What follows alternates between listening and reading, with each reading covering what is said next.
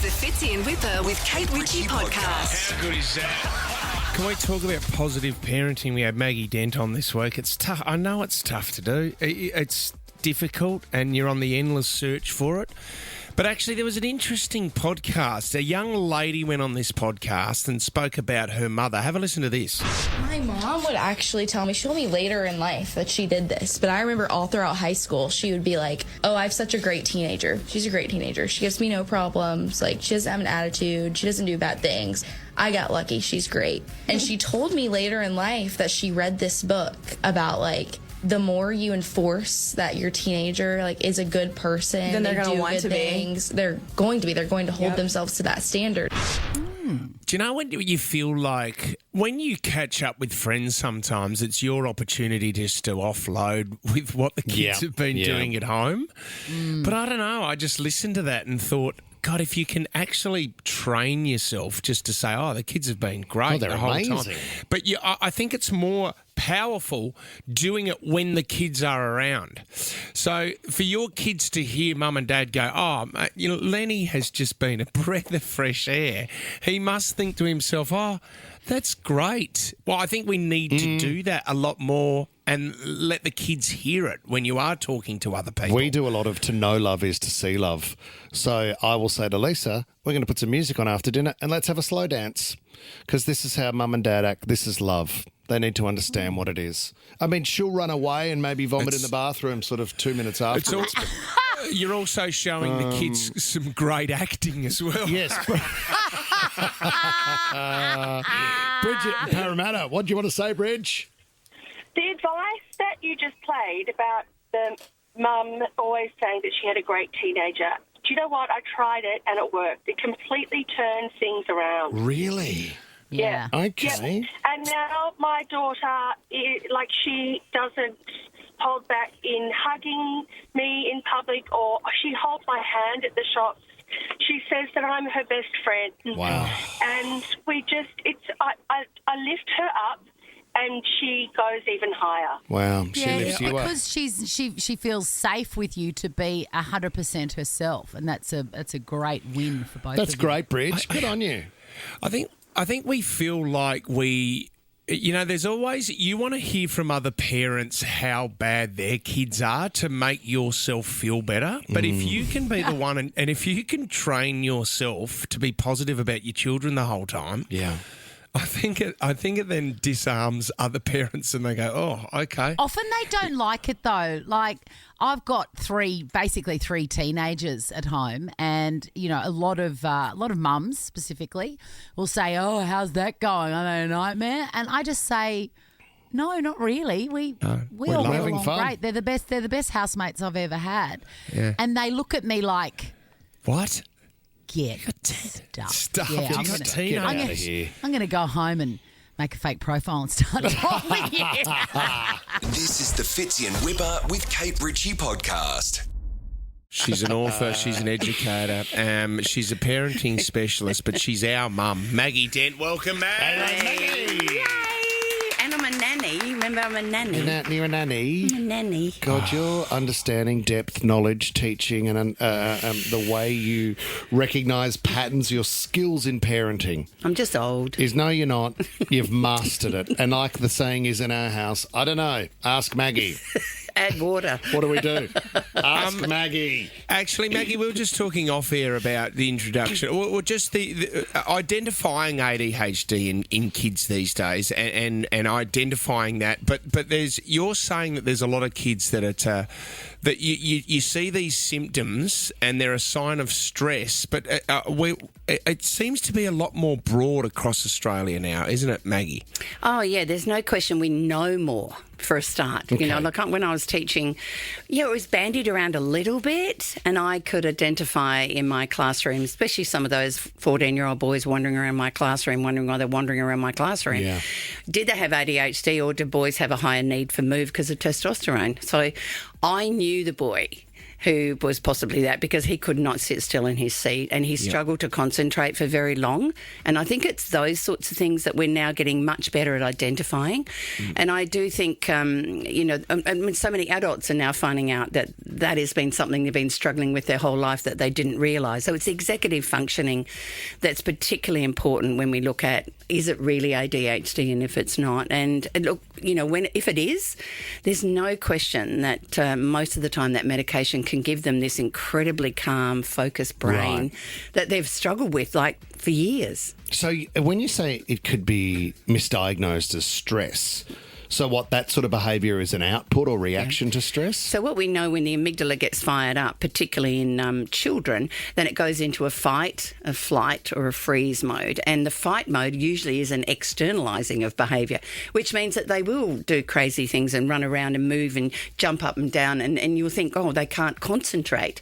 But is that as a response of stress, or is that a response because they actually have ADHD? And that's why it's really not always easy for educators and parents to be able to work that one out. And, of course, the waiting lists to be able to get a diagnosis or to be identified are, really tricky. Are we over-labelling?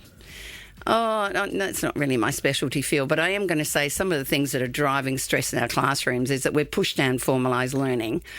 And we're actually expecting more of kids who are possibly less resilient than previous generations anyway. Right. And if they're digital natives, let's land on my pet topic at the moment. And digital natives have a narrower concentration span because they've got these dopamine hits that have been happening a lot. So they expect a teacher, if you're going to be able to engage them, and teachers tell me that concentration spans have dropped from roughly 20 minutes to around 10, and yet we have more content to cover, that it's they're needing more stimulation, because that's exactly what you get on a screen. Because Jack, at the moment, he's just bored at school. Yeah. He says, I'm just bored, Dad. Yeah. And that might be the result of screen time that he's been doing. But also, boys really want to be, they tend to want to be interested in what they're interested in. Damn it. Yeah. I know. Yeah, I know. Makes sense, doesn't it? Well, this is the thing. Every dinosaur in the universe, but nothing else. Anyway.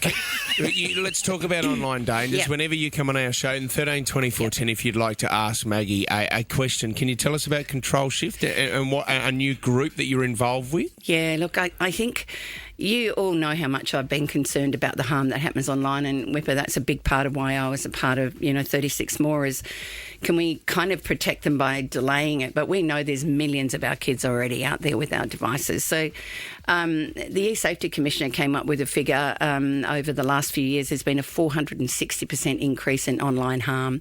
Our kids are getting harmed, and they're getting harmed more than ever. And then we're going, well, what do we do about that? Because whatever we're doing at the moment isn't addressing it, and it's getting worse. Yeah. So that's when, a couple of my wise friends who I reach out to when I want to know what's going on online, we all just thought, what about we jump in together? Because there's two things. How do we keep updated with the next potential harm? Because it's a moving space, especially with AI. We didn't have deep fakes 2 years ago. No. Right? And we didn't have sort of the stuff with bots now that are happening. So how do parents keep up to date? How does, the school? So we've decided to create a place where we can get that information getting through to parents via schools as it happens in real time. Yep. And that really excites the heck out of me. And the second part, so that's sort of like we're going to train some, online social coaches in schools. Great. And then we'll feed the information to them. But then they go in and do regular updates with the kids in the school, not just once a year. And then the second part, which has been really big for me, is what do we do when really serious harm happens? Because that's a bit of a confusing space. Yeah, how do we handle it? And we need to sort that out with some clear protocols that not just... Because remember, sometimes the ones that do dumb stuff have immature brains. Yep. And they thought that was just a bit funny. Yep. And so if that boy, it's usually a boy who does some of that stuff, you expel them. You're actually drowning a boy in shame without necessarily teaching him why that was a harmful thing. How could he repair that? How could he then come back and be a better human? So it's about looking after both victims and perpetrators and making sure that our school systems know exactly what to do. I love and that. not kind of, we'll push it under the map because it might ruin our reputation. Which happens a lot. Andy in St Ives, hello. Hi, how you going? Good. You got a question for Maggie Dent? I do. Maggie, I have a question for you. When I have a child in kindergarten and it's his birthday party, do I invite the whole class? Is that etiquette or polite or the right thing to do? All right, you ready for it? Can I just invite the people he's friends with? Yeah, you're right there.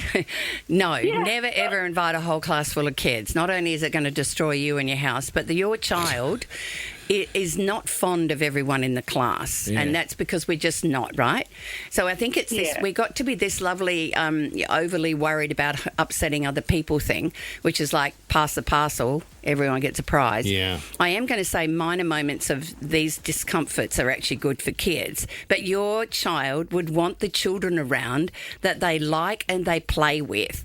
And that is exactly who they should have there. And it does worry me sometimes because, we're so desperately to be careful.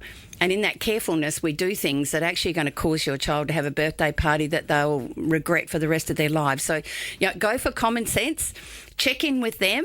And then, just know that your child's not also going to get invited to some party, and welcome to life. Wow, Well beautifully done. said. Lisa in Glenmore Park, you got a question for Maggie? Hi, Maggie, I do. My 9-year-old, he's coming home hearing bits and bobs from his friends. I want to know, is 9 years old too young to talk about the birds and bees with him? Oh, golly. Yep. If possible, we start a lot earlier, but I can be reassured that this is a time that you're really lucky that 9. We do know that we've got young boys, particularly, finding pornography online way younger. So that's why we have to talk to them about healthy bodies and about private parts and about our rights and who can touch them. All of that needs to be part of conversations much earlier. And I'm going to give you a very disturbing statistic.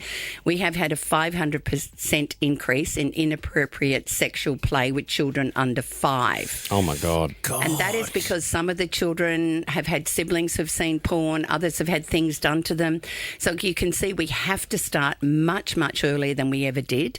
And I'm going to I know I shouldn't advertise anything, but Michelle Mitchell has a couple of fabulous books, one for boys and one for girls, that really is exactly what is going to answer the questions, and in a light way that doesn't make it too big a thing. So, the pictures of, penises are quite sweet. So I'd go there, check out her website for a great book to start, because it is awkward for us to have the conversations, but not having the conversations can put your child at risk. Because that's what we were talking, Maggie, and I said, I think I need to say to the boys, what have you seen online? Yeah. Is there an opening line that you should use? Yeah, a little bit. I think that just curious. Saying, I'm really a bit curious that have you seen anybody without their clothes on online? Because we know sometimes it's in the sidebar of games. It could be an ad, like Fortnite and things like that. Even Minecraft, they've slipped in these. So it's also in some of the kids' YouTube clips that porn is actually dropping in further and further, which is the other reason. These are the things that cause harm to our kids. Gotcha. And while we've got to be better informed. So, yes, please start early. Yes. About Kelly, private parts. Kelly in Camden, you got a question about your 2-year-old? Hi, team. Hi, Maggie. Yes, I do. So I have a 2.5-year-old little girl and a 1-year-old little girl. And my 2.5-year-old is definitely showing some signs of jealousy in terms of hitting, pushing, stealing toys and things. And I just want to know how to navigate that, aside from giving her some one-on-one attention, which we're already trying. But I just want to know what else I can do to help her out in understanding these feelings. Yeah. Can you see how she feels? Imagine if, your male partner brought home a new, friend for the house, What? Yeah, the pool boy. Right? What? So it's completely normal for her to feel some abandonment issues of the fact you've brought this other one home, and that she's 2.5. And 2.5 is a really big age where they start to realise they're separate and they're not feeling as special, and they're wondering why on earth you've done this. So her reaction, she's not able to say, oh, Mummy, I am feeling some abandonment issues about you bringing home another little girl, and I feel a bit sad and I need to cry. She can't do that. She's 2. So she will use her body to show those things. So again, it's an age thing in many ways, but you've got to keep your hands really close because she might not be able to understand how to use kind hands. So we're going to keep an eye. There will be certain times, the more dysregulated she is, so the more tired she is, the hungrier she is, she's going to be more likely to want to lash out at her little sister. And what you've got to do now is create opportunities for her to be able to play in a fun way, even though little ones aren't that much fun yet. So it's about creating the fun and the laughter and the lightness around it, and just be prepared to keep on jumping in and holding a hand. Instead of holding it too tight, hold it and put kisses all over it. I love that. Keep on topping up. Absolutely topping up that, ruffling her hair, giving her lots of little moments of connection around the edges, and gradually she'll move through that. And sounds like she might be the rooster of the two, so she's going to really love bossing that little girl around for the rest of her life. Thanks, Cal. Nellie in Beacon Hill, here we go. You've got 4 boys, Maggie. Go ahead with your question, Nellie. Hi, Maggie. I have an 18-year-old man boy, and he is doing his HSC this year, and he is so disengaged. I can't even get him to turn up to school on time. I feel it's better to leave school. How do we navigate this? Okay. Should he finish? Yeah, okay. So the really key to this one is, one of the things that many boys do is if they don't think they've got a really good chance of winning and nailing it, then why would I want to do it? So a fear of failure is often really underneath this, which, he's 18, of course, because what happens if all his mates do well and he doesn't? He's going to have to deal with that as well. Okay, so I would really like to think, I have got an article on my website, which is a little bit later. It says, what do I do with my lazy, unmotivated 18-year-old who's laying on the couch? That has some really great ideas on how we lift him up. But what we want him to do is just finish the job. We're just going to come on board, whoever you're co-parenting with, rather than coming down with all the lectures on why it's important, let's just turn up with his favourite snacks, his favourite meals, everything that might help him be a happier boy, and go, mate, it's not the grade. You're not defined by grades, but we really like you to finish things you started. So what else can we do to help you get over the line? And I know it sounds ridiculous, but the more kindness that happens in these spaces, the more likely they're going to, I can do it. But the more we come down hard, the more they pull back and feel, I'm out of here. Oh, Love that, Maggie. Love that. It is, because your initial reaction is you just want to get angry, get to school. What are you doing with yourself? But it is. I'm going to take your phone off you. Yes. Yeah. I know. Oh, Maggie, you are the best. If you want more information on Control Shift as well, you can go to controlshift.global and you can get more information there. Maggie, we know how busy you are. You've got to go straight to television from here. We appreciate your time. Thanks, Mum. Thank you both. Thanks, Mum. Love you. Love you. Fitzy and Whipper with Kate Ritchie is a Nova podcast. For more great shows like this, download the Nova Player via the App Store or Google Play. The Nova Player.